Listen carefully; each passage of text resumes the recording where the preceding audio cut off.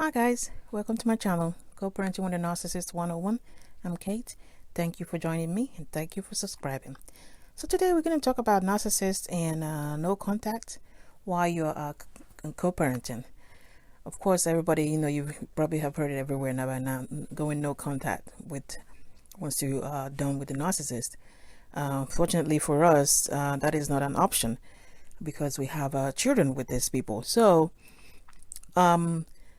normally, you would block them everywhere. I think you try and limit the number of ways they can access you. Like I said, in my own case, I have it all narrowed down to an email because that leaves paper trail both for the court and just in case if I need to. And of course, it gives me a time to simmer down, which is something that's very important when you're responding to different nonsensical accusations that they normally throw at you. So when you're typing, it gives you time to calm down and actually respond instead of react to what is going on. This is something that you work on until you're so perfect at it that when you get one of those crazy emails, you immediately zero in on what you need to respond to and respond just to that.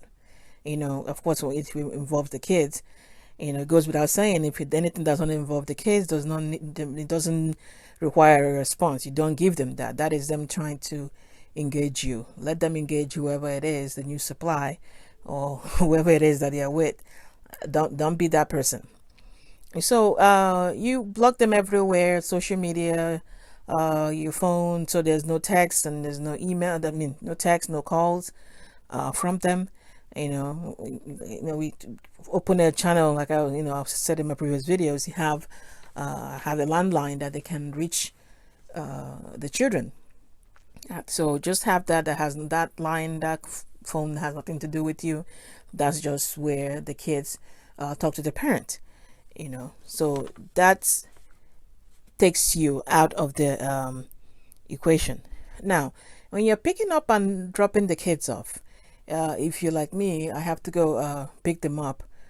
He comes and pick them from here. There's no need, depending on how old the kids are. My kids are older, so they can actually run out of the apartment themselves. So I normally just I don't come to the apartment. I don't come. You don't need to get into the house or the apartment or whatever it is to get the kids out. I normally come, pull up, have the kids come out. So you're limiting whatever. There's no need for any interaction, face to face or on the phone. After you block them, everything to be all written down. So there's an account of who said what and when and how it was said. So normally you pick the kids up, pull up, have the kids come out if they're old enough to come out, pull up to the front. They will come out. That's, what I do with the children. But in an event that the kids, is a baby or they can't walk out by themselves and you have to actually go to the door, to carry the baby. Normally when you go in there and you need to have zero emotions. And zero, I mean that you're not angry, you're not you're not frowning. You come, knock on the door, open the door, you keep your eye straight on the child. Most of the time, you joke and laugh with the baby, or say hello to the child and politely say thank you, and you take the child from them and start walking to your car. There's no chit chatting. Don't stay there and act how the weather was yesterday and how it is now today and it's cold now, and none of that stuff. None of that stuff, because all that for normal people, quote, is okay, but you already know what you're dealing with. Everything is an agenda with everything has an agenda. So if you're picking up a baby, that you really have to come out of the car to go to the door, go there, keep out, then knock on the door, open the door, bring the baby over while you're standing outside by the door. So there's no confusion about what we're doing here. You're out the door, They hand the baby over to you, look at the baby, smile, greet the baby, and you say politely, say thank you to the narcissist, and carry your baby to the car. That's it. Now a narcissist might volunteer to take the children. Well, I use that term volunteer loosely because, like I said, every act by a narcissist has an agenda. So they loosely volunteer to, we'll take the kids to such and such. I'll take them to this. No, like I said, if you really do not need that help in any way, don't even don't bother. All that is to still break the no contact as much as they can. Is to, because now they bring the kids over, or they start talking about something just so they get you to engage in a conversation that you have no. So the summary here is for you to limit communication between you and narcissist about the children in writing. So you have paper trail. The only way you do that is an email. Don't do the text. Don't do the call. Block that so that none of that is going on. Because they will abuse all this. If you open more channels for them to reach you, that is more channels for them to try to trigger you. Try to send the whole thing that they normally send, the insult below the belt, childish insult that they throw out, which is going to force you to react, which is going to push you back during your recovery. This is going to delay that while you're still engaging in this nonsense. So if you shut all that down, limit that to email,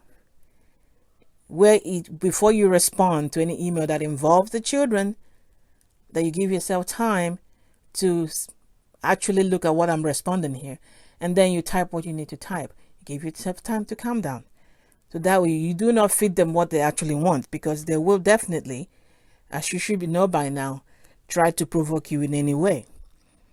So the next thing they'll probably try to send messages to the kids. I think I mentioned this in my other video. They try to send message to the kids by tell your mom this. Maybe I haven't mentioned it, but anyways, tell your mom to do this, tell your mom to do that, or tell your dad to do that. No, don't even entertain that. If it does not come through the channel of communication that you have going on, then don't even regard that. Because the children, most especially, are not supposed to be go-between. Because remember what I said, they do not give a shit about the children. They could care less what they're doing, because you do not put a child in between. They're not supposed to be your messengers, but they do not care. Remember, the target here is you at all points. The kids are the collateral damage. So if such and such tell the kids to do this, pretend you didn't hear that. You let the kids know, okay, your dad will probably send me an email about whatever it is, but that is not your you guys don't worry about that. That's not your place to tell me this. If they don't follow that up with an email for whatever it is, then of course you didn't get it. Because once you start going that whole between, tell your dad this, tell your mom this, then that's going to be the norm. These people, you can't give them an inch. They would try to cross every line. It does not matter. Remember, they feel that they are above the law. They already pissed off with the whole no contacting. So how dare you, first of all, trying to block them and not talk to them? You know who they are. So they're gonna find ways to break that no contact. They're gonna have they'll send family members to you, to somehow find a way to talk to you about maybe in a way that they are trying to get you to unblock them so that you guys will communicate. This is them working through the family members. Now, if you are still talking to the family members, and you didn't block them, in my own case, I kind of blocked everybody. Because I wasn't trying to hear it. I was just trying to, for the first time, focus on myself and my children. And, once I understood what I was dealing with, so everybody kind of was blocked for a while. you know. So if you still have this uh, uh, family members in your contact, which is fine, if the kids in like I tell the children, or I tell my families that yes, this person might be an idiot that I had kids with, but I still know my kids have the relatives on that side, and whoever that wants to keep in touch with them can, because some of them I did give the number that the children's number, and they can call them and talk to them, but if you're still yourself in communication with these people, so you already know that you're going to keep whatever you going on in your life private. So the whole conversation with these people has got to be generic, because this by acting as flying monkeys, they're gonna go get information from you and relate to the narcissist, so they know he or she knows what you're doing. So if you still have that channel of communication open with the narcissist family members, then you already know that all your conversations got to be generic. The weather, the kids are doing great. I'm fine. Work is going fine. You're not going to discuss about the vacation you're planning in 3 months or this. No, these people they're not your friends, because you do not know how they are with the narcissist. They are still related to them. So chances are the loyalty is with those people, so yeah, if you're still in contact with them, so how, you definitely gonna protect yourself for sure, because you're not gonna count on the fact that, oh, they are not with the narcissist, they're not there with you. No, don't even do that. So the narcissist would definitely try to work every angle to break the no contact that you already established, because it's how dare you? You're not supposed to. They're supposed to have easy access to you. So limit. We don't have a choice, but we limit the one channel of communication between them and the children. Then preferably written communication between you and them.